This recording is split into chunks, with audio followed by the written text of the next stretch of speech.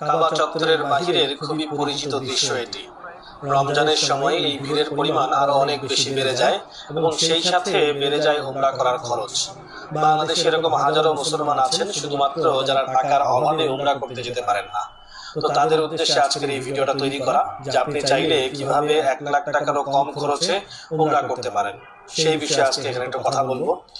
আমাদের দেশে এরকম অনেকেই আছেন যারা তাবলিগ জামাতে গিয়েছেন বা তাবলিগ জামাত সম্পর্কে জানেন। তারা দেখবেন যে তাবলিগ জামাতে মানুষজন 3 চিল্লার জন্য বা 1 চিল্লার জন্য 40 দিন বা 3 দিনের জন্য বিভিন্ন মসজিদে গিয়ে থাকেন এবং সাথে করে নিয়ে যান সামান্য কিছু কাপড় চোপড় বা একটা পোটলা টাইপের জিনিস। তো একইভাবে আপনি চাইলে উমরা করতেও কিন্তু এভাবে যেতে পারেন।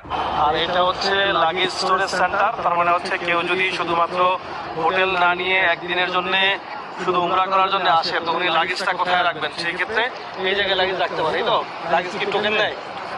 আচ্ছা দেখি একটু কাছাকাছি গিয়ে।